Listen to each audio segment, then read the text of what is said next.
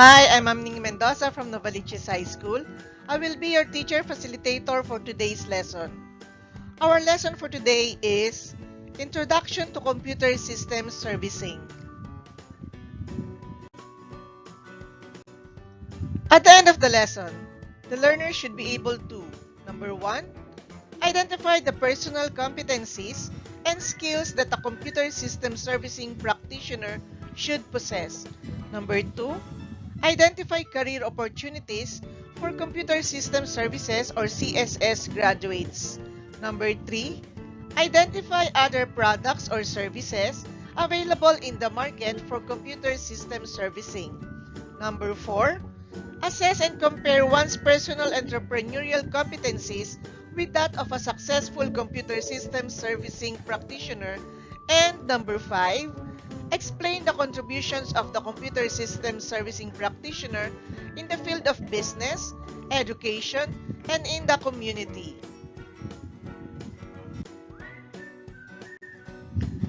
Everyone has their own ambition, dream, desire, and vision in life so as to become rich, to become successful, and to be popular. The easiest and fastest way to reach your goal is to get involved with the entrepreneurial activities. No requirements needed.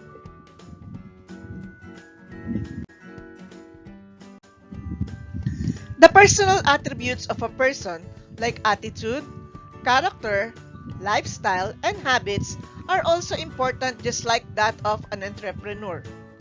A business becomes successful because of their personal entrepreneurial characteristics that help them in dealing with their customers.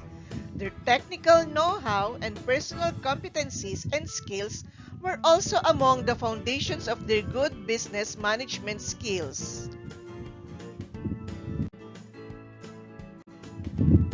Young as you are now, you may have plans of what course to take up after high school.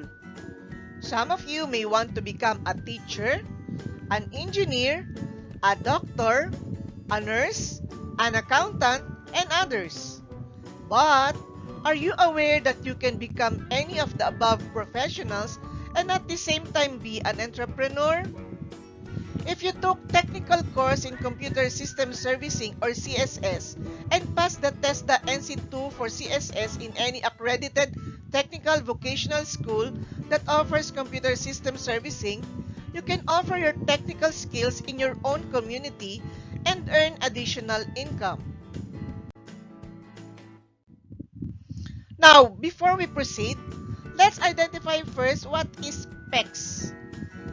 PECS stands for Personal Entrepreneurial Competencies.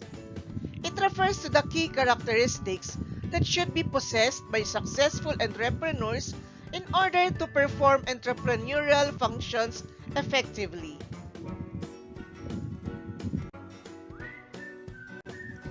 While entrepreneurship is the activity of setting up a business or businesses, taking on financial risk in the hope of profit. The capacity and willingness to develop, organize, and manage a business venture along with any of its risks in order to make a profit.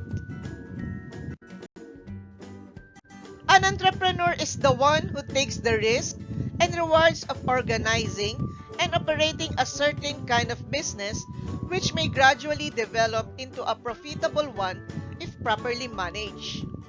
Today, an entrepreneur is a person who identifies market opportunities and material resources to pursue prospects and profits. A computer system servicing practitioner who identifies business opportunity and undertakes projects by rendering his technical expertise in computer servicing is an entrepreneur. What is a character? Defines as the totality of a person's moral and mental qualities. Such qualities can be seen in many different ways that characterize a person.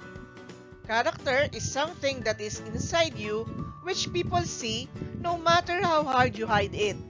Saying that someone has a character means a lot.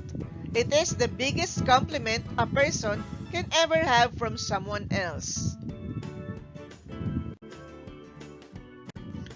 Character is a combination of traits that show strong ethical principles and maturity in a person.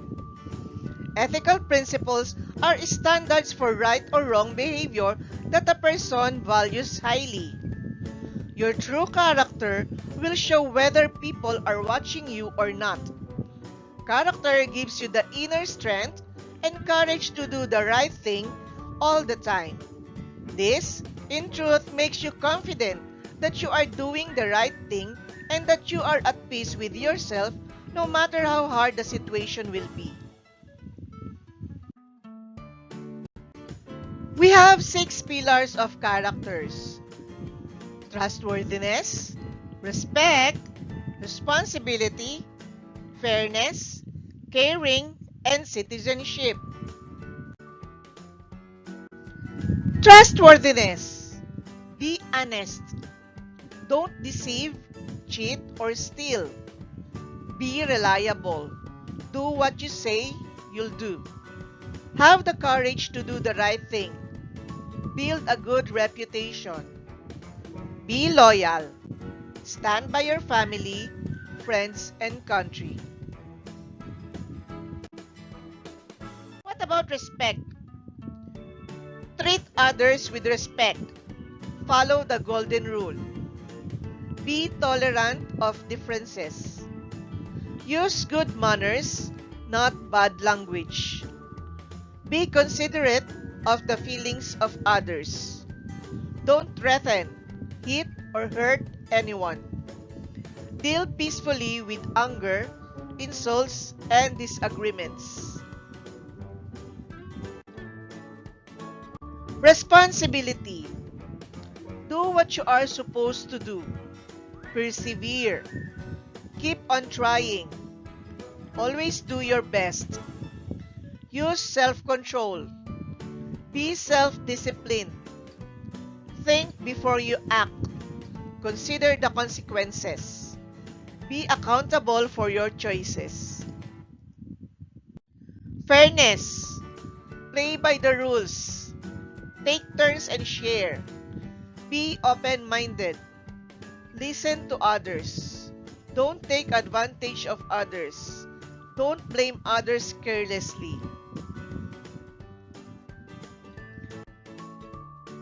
Caring. Be kind. Be compassionate and show you care. Express gratitude. Forgive others. Help people in need. Citizenship. Do your share to make your school and community better. Cooperate. Get involved in community affairs. Stay informed. Vote.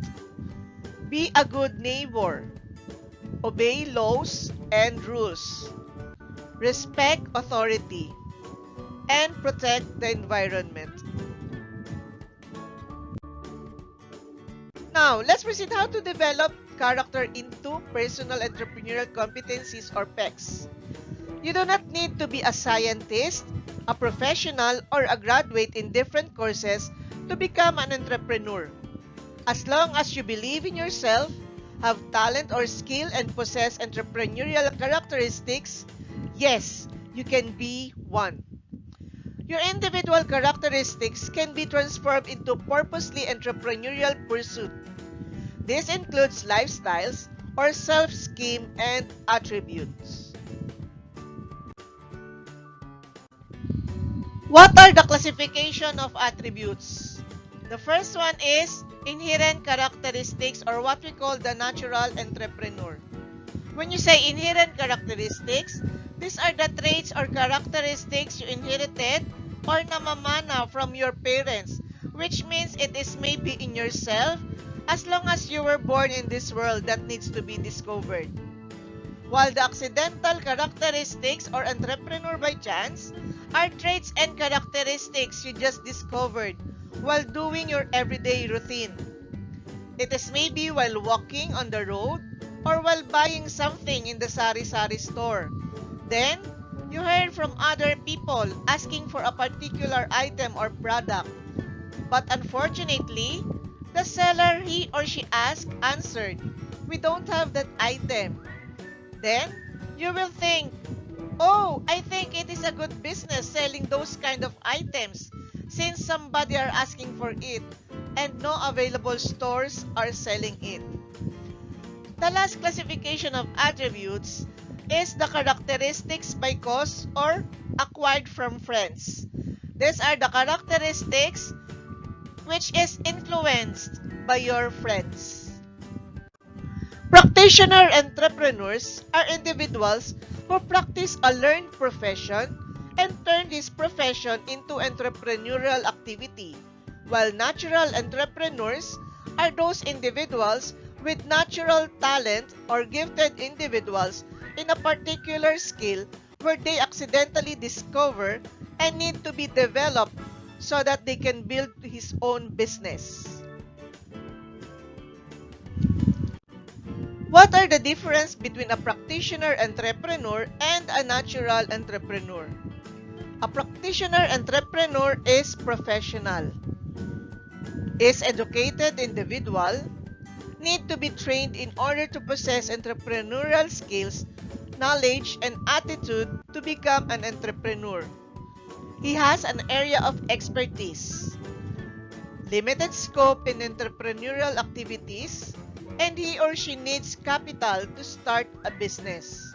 While a natural entrepreneur, anybody can be, skilled individual, possess entrepreneurial characteristics, can create new things, revive old one into something marketable, can create products from recycled and wasted materials, entrepreneur by nature, and can start a business even without a capital.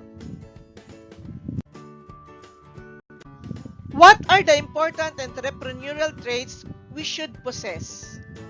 First is hardworking. If you are determined to run your own business, you must concentrate on your work either as a producer or a seller. The success of your business depends on how much time and effort you will spend on it. Next is self-confidence. You must have a strong faith in your ability despite the problems that you will encounter along the way. Copes with failure. Learn from your mistakes, ika nga. As an entrepreneur, you must learn how to deal with the frustrations and failures instead. Turn this into productive learning experiences.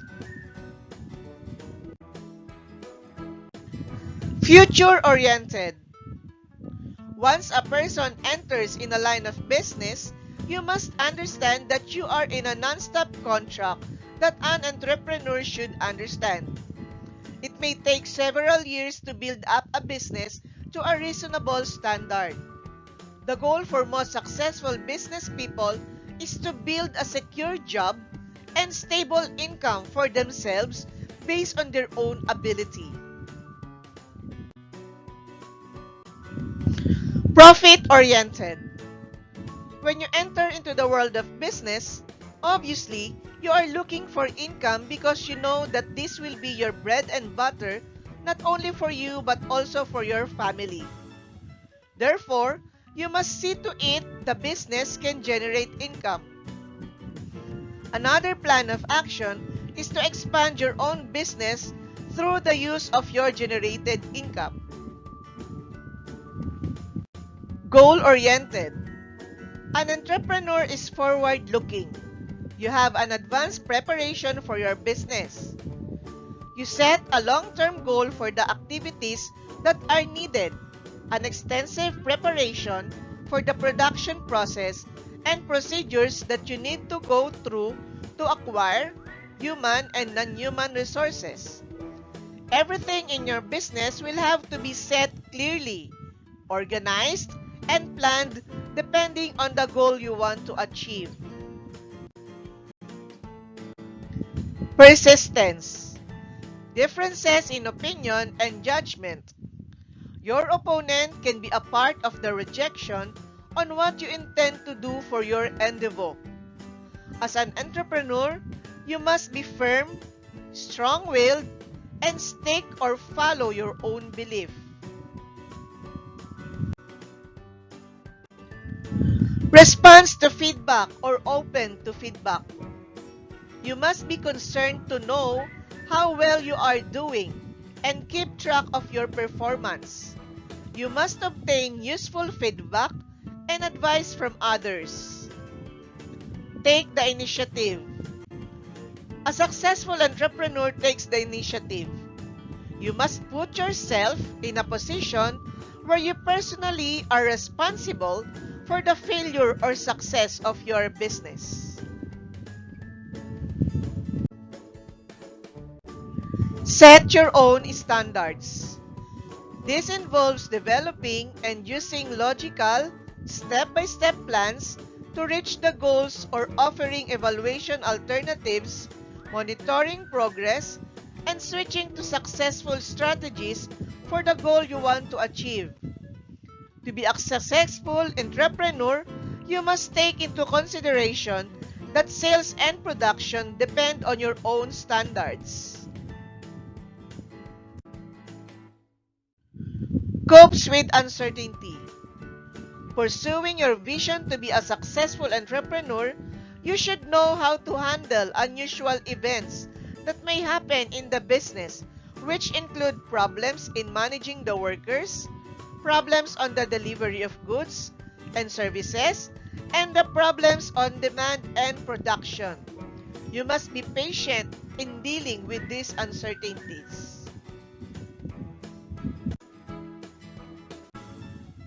Willing to listen. Take time to listen to the advice, suggestions, and recommendations of fellow entrepreneurs. It will help your business grow. Committed. You should know that in your business, personal needs, attachment to your friends, families, and relatives are set aside. You must separate the money for your business from the amount that you need to spend for personal obligations and lifestyles. Reliable and has integrity. An entrepreneur must build a good reputation, possess the courage to do the right thing, do what you say, walk your talk, be loyal, and be fair in dealing with the subordinates and customers. Risk taker. Risk sometimes cannot be anticipated. When misfortunes happen, consider this as challenges and work them out and set good alternatives. Risks may result to loss of your business or even bankruptcy. The last one is builds on strengths. Successful business people base their work on strengths. Use your manual skills, knowledge in creating products or services, knowledge in trade and industry, ability to make and use of a wide network of contacts to build your business. How are we going to strengthen our identified entrepreneurial competencies? React positively to criticisms and open to feedback. Always demonstrate positive attitude to achieve a desired goal. Always project strong and well-balanced behavior. Always exercise the assertive style in your work environment. Avoid being too passive and too aggressive. Don't let anyone worsen your business life. Prioritize your business goal rather than personal goal in order to become a successful entrepreneur. Acquire specific skills for creating and maintaining a conducive work environment. Be responsible in everything you do in your business. And always observe business ethics in putting up a business. Needs and wants of people. Basic commodities for consumption, clothing and other personal belongings, shelter, sanitation and health, and education and relaxation. Basic needs are essential to every individual so he or she may be able to live with dignity and pride in the community of people. These needs can obviously help you generate business ideas, while the wants are desires, luxury, and extravagance that signify wealth and an expensive way of living. Wants or desires are considered above all the basic necessities of life. Needs and wants of people are the basic indicators of the kind of business that you may engage into because it can serve as the measure of your success. Some other good points that you might consider in business undertakings are the kind of people, their needs, wants, lifestyles, culture, and tradition, and social orientation that they belong. Now, how are we going to generate ideas for business? Examine the existing goods and services. Examine the present and future needs. Examine how the needs are being satisfied. Examine the available resources around you. Read magazines, news articles, and other publications on new products and techniques or advances in technology. In selecting the right idea, these are the questions we should ask ourselves. How much capital is needed to put up the business? How big is the demand for the product? Do many people need this product and will continue to need it for a long time? How is the demand met? Who are processing the products to meet the need? Is it competition or demand? How much of the need is now being met or what we call the supply? Do you have the background and experience needed to run this particular business? Will the business be legal, not going against any existing or foreseeable government regulation? Is the business in line with your interests and expertise?